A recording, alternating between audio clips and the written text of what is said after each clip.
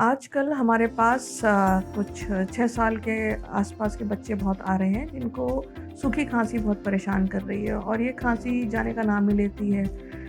बच्चे और उनके पेरेंट्स बार-बार बच्चे का डॉक्टर को दिखाते हैं, थोड़े दिनों के लिए उनको आराम मिलता है और उसके बाद इनकी प्रॉब्लम्स वापस आ जाती हैं। मैं डॉक्टर आकांक्षा सक्सेना हूँ।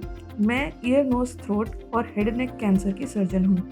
मैं as a consultant surgeon SCI hospital से एसोसिएटेड हूँ।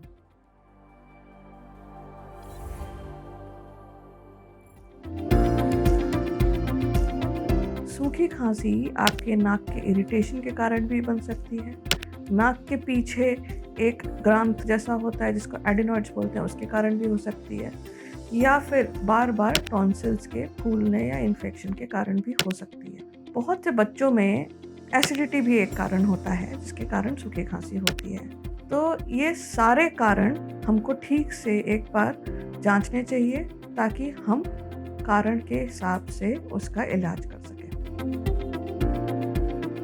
अगर ये सूखी खांसी, नाक के इरिटेशन मतलब जिसको आप नेज़ल एलर्जीज़ बोलते हो इंग्लिश में, उसके कारण हो रही है तो इसका ट्रीटमेंट ज़्यादातर दवाइयों से हो जाना चाहिए।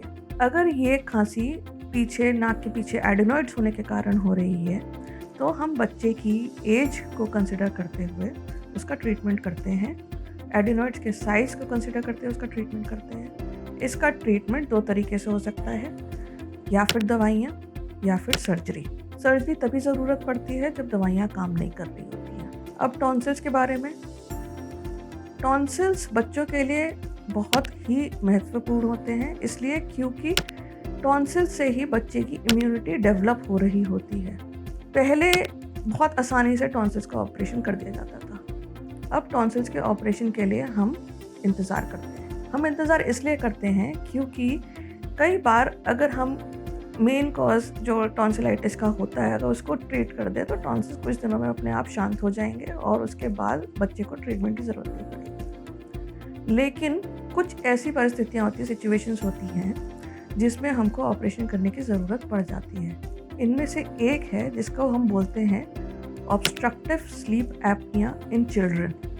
मतलब कि जब बच्चा सो रहा होता है तब उसकी सांस उसके टॉन्सिल्स की वजह से रुकती है या फिर उसमें पूरी तरह से वो सांस नहीं ले पाता है। तो इससे क्या होता है, बच्चे के शरीर को कम ऑक्सीजन पहुंचता है और कम ऑक्सीजन पहुंचने के कारण बच्चे का मानसिक और पूरा फिजिकल जो डेवलपमेंट होता है वो थोड़ा सा रुक जाता है।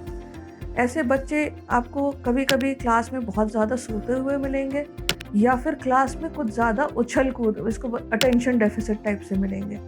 मतलब बच्चे कैसे प्रेजेंट करेंगे ये हम हमेशा पहले से प्रेडिक्ट नहीं कर सकते हैं। लेकिन अगर आपके बच्चे का स्वभाव बदल रहा है, आपको लगता है कि वो पहले जैसा उसका स्वभाव नहीं है, तो आपको एक बार उसकी चेकअप कराना चाहिए। एसिडिटी या रिफ्लक्स मतलब पेट में जो हमारे एसिड बनता है, बच्चों में भी वो ऊपर आ सकता है, लेकिन बच्चे इस बात को ठीक से बयान नहीं कर पाते।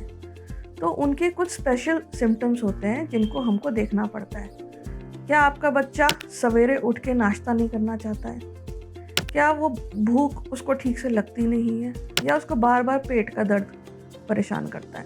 अगर ऐसी दिक्कत है तो कभी ना कभी हमको इस चीज़ की जांच करनी चाहिए और उसके हिसाब से इसका ट्रीटमेंट करना चाहिए।